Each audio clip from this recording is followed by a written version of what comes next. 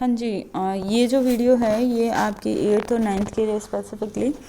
बच्चों देखो, हमने क्या देखा, हमने एक एक करके यहाँ पर डाटा को एंट्री करी थी। अब हम चाहते हैं कि ये जो ऑटोमेटिकली फिल हो जाए, हमारा जो डाटा है जो है वो हम एक ड्रैग आउट करें और सब ठीक हो जाए। तो हमने क्लिक किया यहाँ पे फिल, क्लिक किया। फिल पे क्लिक करने के बाद इसे ड्रैग आउट करो और जो टोटल परसेंटेज है सभी कॉलम्स में सेम तरीके से, इसी तरीके से हॉरिजेंटली सारे एडिशंस हो जाएंगे। ऐसे ही हम यहाँ पे क्लिक किए और यहाँ पर मैंने फिल पे क्लिक किया और ये ड्रैग आउट किया तो एडिशन हो गया। ठीक है, अब चाहते हैं ये आपका टोटल एक तरीके से टेबल बन गई है। अब मैं इस टेबल में चाहती हूँ कि मैंने ये टेबल सेलेक्ट करी और उसके बाद मैं इसके ऊपर एक चार्ट बनाना चाहती हूँ। तो चार्ट बनाने के लिए क्या करेंगे, हम यहाँ पर क्लिक करेंगे, यहाँ मेन्यू बार्स में जाएंगे, यहाँ इंसर्ट पे क्लिक करेंगे। इंसर्ट पे क्लिक करने के बाद जाएंगे हम चार्ट में। अब देखिए चार्ट भी अलग अलग टाइप के हैं, कॉलम चार्ट्स हैं, लाइन चार्ट्स हैं, पाई चार्ट हैं, बार चार्ट हैं, एरिया चार्ट हैं, XY स्कैटर्स हैं, मैप्स हैं, ट्री मैप्स हैं, ढेरों तरीके के मैप्स हैं, चार्ट्स हैं। और जितना इनको आप एक्सप्लोर करोगे उतनी आपकी अंडरस्टैंडिंग बढ़ती चली जाएगी। और चार्ट बेसिकली होते किस लिए, चार्ट होते हैं बेसिकली डाटा एनालिसिस के लिए। ठीक है, अलग अलग तरीके के डाटा को एनालाइज करने के लिए यूज़ किए जाते हैं। अब जैसे मेरे पास ये डाटा है तो मैं फाइंड आउट करना चाहती हूँ कि मेरे जो स्टूडेंट्स का रेशियो किस तरीके से वो बढ़ा है, वो देखना चाहती हूँ मैं।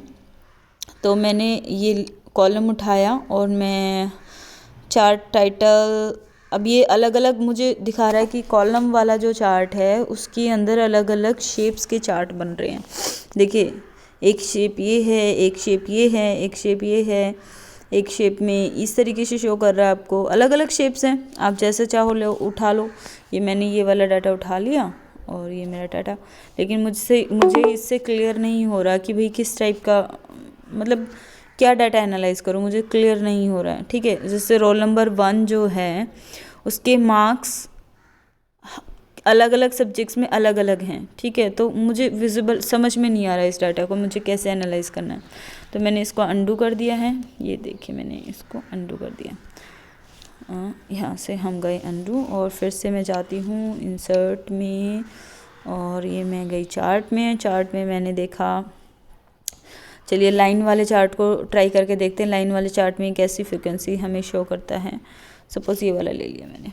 ठीक है, तो अब मुझे यहाँ से ये पता चल रहा है कि अब देखिए, अब ये 10 के 10 बच्चों के लिए अलग अलग लाइन शो कर रहा है मुझे। ठीक है, यस, ओके, ठीक है। तो हम एक और चार्ट लेते हैं, इंसर्ट में जाते हैं। ओके, इसको अंडू कर लेते हैं हम लोग एक बार। ओके, ये है मेरा और मैंने इसे सेलेक्ट करा। हाँ जी, सेलेक्ट किया, फिर से इंसर्ट में गए। इंसर्ट में जाकर हमने चार्ट में गए, हम लोग चार्ट में जाके हम पाई चार्ट देखते हैं, हमारे पाई चार्ट किस तरीके से शो करते हैं हमारे डाटा को। यस, अब देखिए ये पाई चार्ट थोड़ा सा क्लियर हुआ मुझे कि जो मैथ सब्जेक्ट है उस मैथ में कनिका के जो मार्क्स हैं वो कम हैं, बट जो सबसे ज़्यादा मार्क्स हैं वो किसके हैं, पूजा के हैं। हम देख पा रहे हैं, ये बिल्कुल सही ये बात है। देखिए पूजा के 78 मार्क्स हैं। ओके, गुंजन के कितने मार्क्स हैं, नहीं sorry not Pooja, it's Gunjan. Gunjan के 89 मार्क्स है ना, तो 89 मार्क्स हमें दिख रहे हैं कि ये 89 मार्क्स में गुंजन के सबसे ज़्यादा, तो हमें पाई का सबसे बड़ा पोर्शन किसका दिख रहा है, गुंजन का दिख रहा है। ठीक है, ऐसे ही अगर हम जाते हैं तो पूजा का नेक्स्ट है। ठीक है, तो पूजा थोड़ा सा कम है उससे, तो पूजा का भी हमें विजिबल, बड़ा सारा विजिबल हो रहा है। ठीक है, तो ये मैथ सब्जेक्ट के। आप चाहते हो कि ये मैथ नहीं किसी और उसका सब्जेक्ट का होना चाहिए, तो हम वो एडिट भी कर सकते हैं यहाँ पर। ठीक है, तो आप इसको एक्सप्लोर करेंगे बेटा, जितने हो सके चार्ट्स, अलग अलग टाइप के चार्ट्स बनाएंगे। और जैसे बार चार्ट लेना चाहते हैं बार चार्ट बनाइए, एरिया चार्ट बनाना चाहते हैं एरिया चार्ट बनाइए।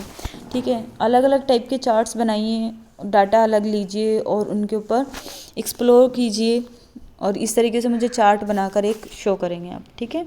अभी देखिए हमारा प्रिंट आउट अगर हम देखेंगे ये किस तरीके की विजिबल होगी शीट हमें, तो ये शीट देखिए हमें ऐसे विजिबल होगी। ये टेबल है हमारी और नीचे हमारे चार्ट है। तो आप लोगों को जो 8th और 9th के बच्चे हैं उनको इस तरीके से चार्ट बनाकर मुझे ये टेबल कंप्लीट करके भेजनी है। ओके, चलिए ओके।